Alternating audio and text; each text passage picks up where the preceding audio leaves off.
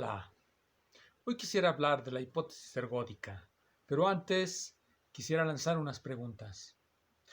¿Cuándo y bajo qué condiciones alguien se vuelve un sabio? ¿Bajo qué condiciones alguien logra dominar el lenguaje a tal grado que escribe muy buenos libros? ¿Qué debe de hacer alguien para volverse un destino? Son preguntas que deben gravitar sobre nosotros cuando discutamos sobre la hipótesis ergódica. ¿Pero qué es la hipótesis ergódica? La hipótesis ergódica tiene su origen no en el trabajo de Ludwig Boltzmann, sino en las investigaciones de Siméon Denis Poisson alrededor de la estabilidad del sistema solar.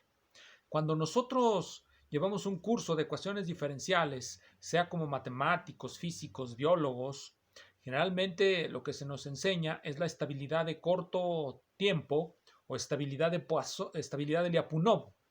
La estabilidad de Lyapunov se denomina de corto tiempo porque se refiere a que cuando nosotros perturbamos un sistema cerca de su punto de equilibrio, siempre volverá a él en un tiempo finito, corto, muy corto, puede ser un día, pueden ser dos, pero siempre volverá ahí. Imaginemos nuestro carrusel, un carrusel en donde se va a mover un carrito. Cuando el carrito esté en una parte alta y nosotros lo perturbamos, pues evidentemente caerá. Y solamente si el carrusel es una curva cerrada, pues volverá a este punto. En ese caso estamos hablando, cuando vuelve a ese punto en un carrusel cerrado, estamos hablando de estabilidad en sentido de Poisson. Cuando lo perturbamos en un cuenco, cuando está en la parte baja en un cuenco y nosotros lo perturbamos, simplemente oscila un poco y llega nuevamente al punto en el que estaba. Esta se llama estabilidad en el sentido de Lyapunov, pero hay que recordar algo. Generalmente la estabilidad se enuncia o se incluye dentro de la definición que la partícula, las coordenadas de la partícula deberán de pasar, pueden pasar infinitamente cerca o arbitrariamente cerca del punto de donde partieron. Ese es lo que se incluye en la estabilidad, sea de Lyapunov, sea de Poisson, sea de corto o sea de largo plazo. ¿Por qué se incluye esa condición?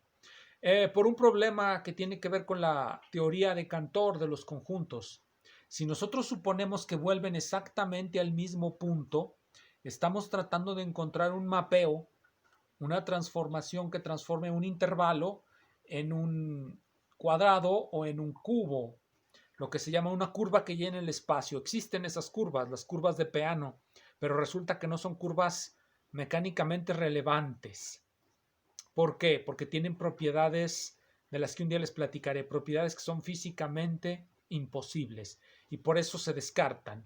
Entonces, precisamente, esa fue una de las maneras en que un señor que se apellidó Rosenthal demostró que la hipótesis ergódica, entendida en ese sentido, en el sentido de que un sistema mecánico va a recorrer todo el espacio accesible hasta antes de volver al punto del que salió, le permitió demostrar que no era posible y por lo tanto se cambia de la hipótesis ergódica a la cuasiergódica, que es la estabilidad en el sentido de Poisson o de Lyapunov, con esa condición que les comenté. Puede pasar infinitamente cerca del punto del que salió, arbitrariamente cerca del punto del que salió, pero nunca exactamente sobre el punto del que salió.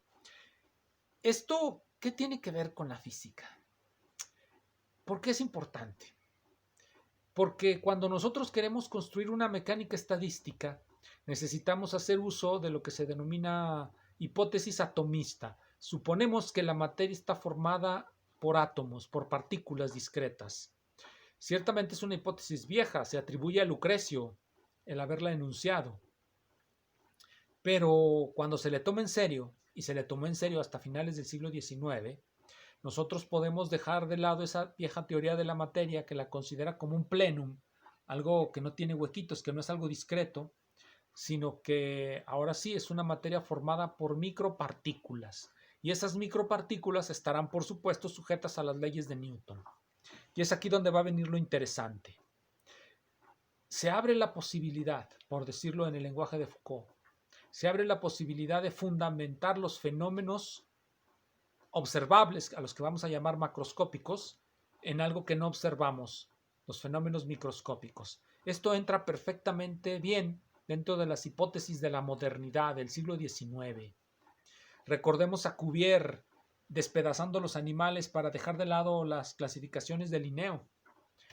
Recordemos a Malthus a Ricardo descubriendo el trabajo como fuente de la riqueza, algo que no observamos, pero que es supuestamente la fuente de la riqueza. Así es la hipótesis atomista.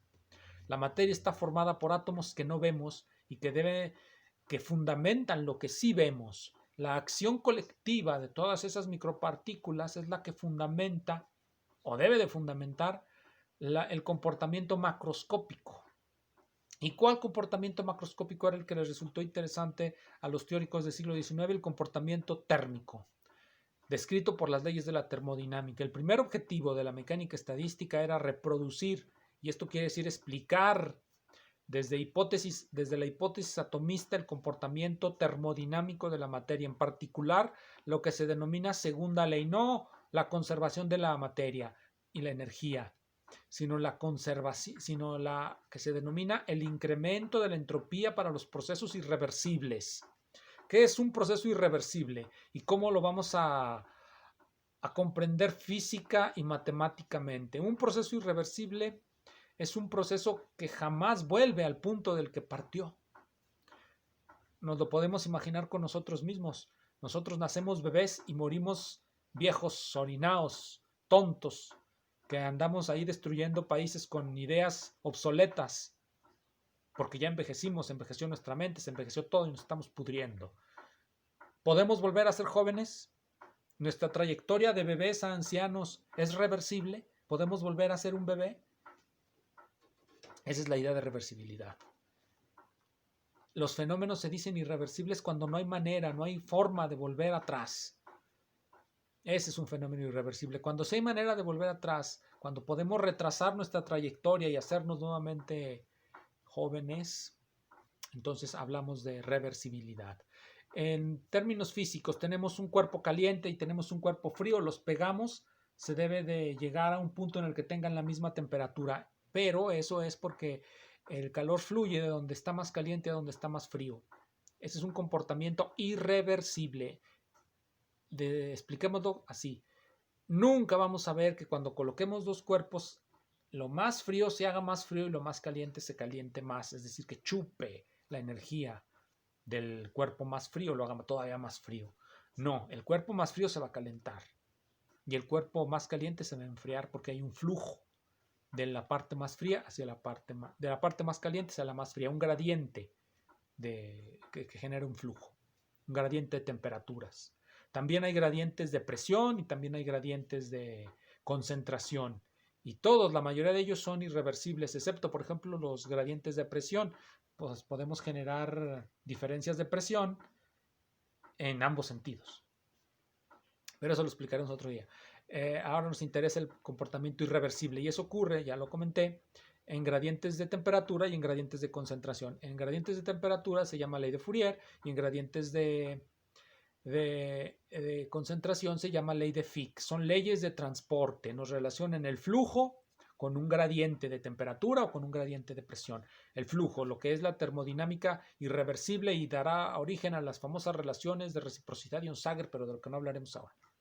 Entonces, eso es lo que quiere explicar la teoría de Boltzmann. Quiere poder pasar de las ecuaciones microscópicas que dominan el movimiento de las partículas a las ecuaciones macroscópicas que dominan el comportamiento de la materia de bulto, de la materia continua macroscópica o que aparentemente es continua. Matemáticamente significa poder pasar de las ecuaciones de Newton a las ecuaciones de Fourier o a las ecuaciones de Fick.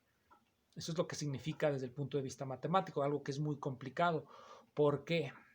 Porque las ecuaciones de Fick y Fourier son irreversibles. Irreversibles matemáticamente significa que cuando cambiamos el tiempo por su inverso, su negativo, su inverso bajo suma, o sea, t por menos t, si decimos que t es el tiempo, lo cambiamos por menos t para ir, en lugar de ir en este sentido, ir en el sentido contrario, nos daremos cuenta que las ecuaciones de Fick-Fourier son irreversibles, porque si hacemos ese cambio, entonces las soluciones simplemente dejan de existir. En cambio, en las ecuaciones de Newton, para todos los potenciales independientes del tiempo, que son la mayoría de los que rigen en las micropartículas, son perfectamente reversibles. Entonces el problema es pasar de las soluciones irreversibles a las soluciones reversibles y a la inversa. Conceptualmente esto parece un rompecabezas que no tiene sentido y que Boltzmann únicamente le halló sentido aludiendo a la probabilidad. Pero vamos a la hipótesis ergódica. La hipótesis ergódica, como ya dijimos, se reconstruye como estabilidad de Poisson, como estabilidad a largo plazo. ¿Cómo aparece esa estabilidad a largo plazo en los sistemas mecánicos de Boltzmann y de Maxwell? Muy sencillo. Suponemos una caja que contiene partículas, que es generalmente donde se habla siempre de la mecánica estadística, cajas con partículas, que son las partículas de un gas, la mecánica estadística de un gas o la teoría cinética de un gas. Tenemos el gas, tenemos las partículas adentro, la presión va a surgir como resultado de los choques de las miriadas de micropartículas contra las paredes, y así también la temperatura va a resultar de la energía cinética que contengan las partículas. Y con eso debemos de poder encontrar la ecuación de estado en el equilibrio. Las ecuaciones de Fourier son del no equilibrio. Es el primer paso, el más sencillo, encontrar las ecuaciones del equilibrio. Ya después, un problema ampliamente complicado, encontrar las ecuaciones del no equilibrio de Fourier. Bien, entonces tenemos pues eso, queremos encontrar la termodinámica del equilibrio antes de la termodinámica del no equilibrio, queremos encontrar esa termodinámica del equilibrio, hacemos nuestra hipótesis de que dentro de la caja las partículas tienen necesariamente un comportamiento aleatorio y ese comportamiento aleatorio debe ser el resultado de las ecuaciones del movimiento, es decir, estamos postulando que las ecuaciones del movimiento tienen una solución caótica y por caótica vamos a entender que se mueve a lo largo de todo el espacio accesible y que vuelve muy cercanamente al punto del que salió. Estabilidad en el sentido de Poisson. Eso es lo que es la hipótesis ergódica para los sistemas mecánicos. Con ella, sin embargo, hay un problema cuando pasamos a explicar la irreversibilidad. Nos sirve muy bien para el equilibrio, pero en el caso de la irreversibilidad hay un problema conceptual muy importante. Como es recurrente, el teorema de Poincare nos dice que un sistema estable de Poisson, y casi todos los sistemas mecánicos son estables de Poisson, es recurrente, significa que vuelve siempre al punto de partida, lo que ya dijimos, la hipótesis ergódica. Cuando tratamos de extrapolar eso al problema del no equilibrio, es decir, al crecimiento de la entropía, cuando ya hablamos de no equilibrio, hablamos de crecimiento de la función de entropía, hay un problema. La entropía crece y ahí se queda. El sistema llega al estado de máxima incoherencia y ahí se queda. Pero si es recurrente el sistema mecánico, entonces debe subir la entropía y debe de bajar. Debe mostrar un comportamiento periódico o cuasi periódico, cosa que no vemos. ¿Qué significa periódico o cuasi periódico? Vamos a ponerlo de nuevo con el ejemplo típico. Nuestro objeto caliente, nuestro objeto frío se pegan. En un proceso, la entropía va a subir, que significa que el calor se va distribuyendo hacia la parte más fría. Y en otra parte del proceso, la entropía va a bajar, que es decir, se va a enfriar, el sistema frío se va a enfriar más y el sistema caliente se va a calentar más, algo que no hemos visto nunca. Boltzmann creyó poder hacer eso, rebatir esto diciendo que sí lo vamos a ver, pero como es estable en el sentido de Poisson, el tiempo que va a tardar es muy grande.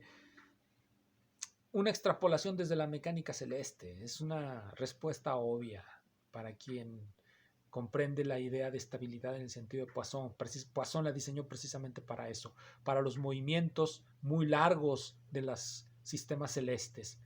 Pero resulta pues que los movimientos de las partículas se van a hacer como los de los movimientos de las estrellas, cuando nosotros sabemos que no es así. Los movimientos de las partículas de las micropartículas ocurren generalmente en tiempos muy cortos. Y eso lo vemos todos los días. Todos los días vemos cómo el calor fluye hacia lo más frío. Nunca hemos visto hacia lo más caliente. Y ya deberíamos haberlo visto, al menos alguna vez. Y no lo hemos visto. Entonces, ¿cómo explicar eso? ¿Cómo ser lo suficientemente sabio para explicarlo? ¿Cómo escribir lo suficientemente bien para que esa explicación la entiendan todos? ¿Y cómo hacer de esa explicación un destino? Bien, de eso hablaremos en la siguiente secuencia. Gracias.